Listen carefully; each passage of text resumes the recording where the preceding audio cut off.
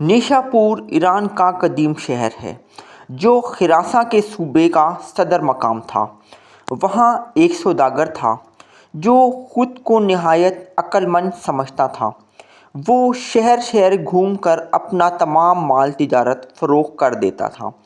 اسے جب کاروبار میں نفع ہونے لگا تو دوسروں کے مقابلے میں کامیاب انسان سمجھتے ہوئے اس نے خود کو عاقل کہلوانا شروع کر دیا اور لوگ اسے اسی نام سے جاننے لگے۔ عاقل کا اصل نام نصیر الدین تھا۔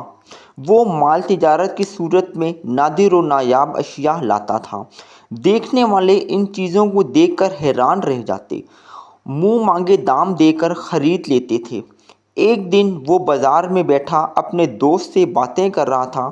ایک چڑی مار اس کے قریب سے گزرا جو گا رہا تھا: سونے کی چڑیا جادو کی پڑیا، بجتا ہے گھنٹا دیتی ہے انڈا۔ اس نے جو یہ سنا تو اپنے دوست سے رخصت ہوا اور چڑی مار کے پیچھے چل دیا۔ چڑی مار کے پاس سب پنجرے خالی تھے، بس ایک پنجرے میں خاکی رنگ کی چڑیا اپنے پر پھڑپھڑا رہی تھی۔ سوداگر چلتے چلتے سوچنے لگا کہ سونے کی چڑیا مجھے خرید لینی چاہیے۔ اگر یہ واقعی سونے کا انڈا دیتی ہے تو پھر مجھے اتنی محنت نہیں کرنا پڑے گی۔ اسے خیال آیا، بچپن میں اس کی دادی اس کی ماں کو میکے جانے پر کہا کرتی تھیں: تم کیا سونے کی چڑیا ہو جو میکے چلی گئیں تو میرا بیٹا غریب ہو جائے گا۔ تو گویا سونے کی چڑیا ہوتی ہے، بس اس کی یہ خواہش تھی کہ کاش اس کے پاس وہ چڑیا ہو۔ چڑی مار کو روکتے ہوئے سوداگر نے کہا: بھائی، کیا یہ واقعی سونے کی چڑیا ہے؟ یہ تو عام سی چڑیا لگ رہی ہے۔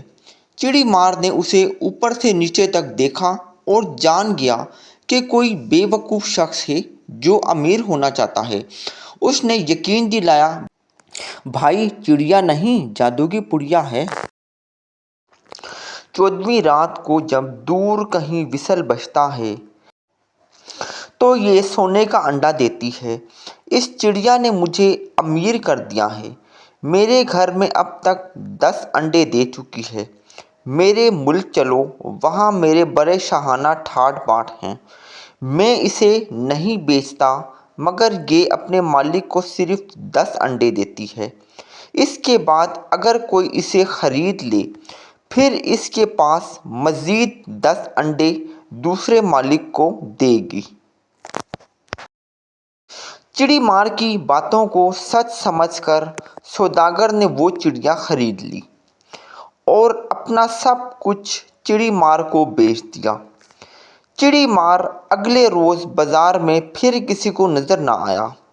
سارا مال و دولت، گھر بار ایک چڑیا کے عوض چڑی مار کو فروخت کر کے سوداگر چڑیا کے پنجرے کے ساتھ ایک جھونپڑی میں رہنے لگا۔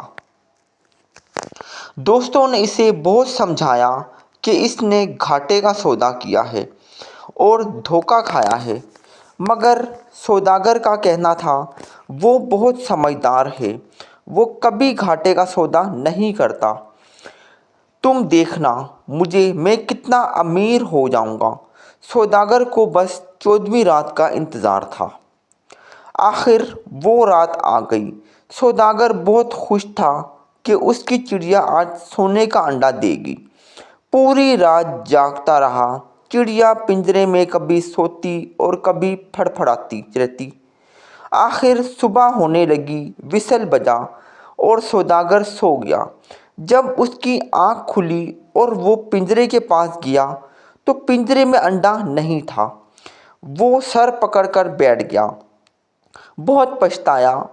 اس نے سبق سیکھا: غیر ضروری خود اعتمادی، غرور و تکبر کبھی کبھار انسان کو پچھتانے پر مجبور کر دیتا ہے۔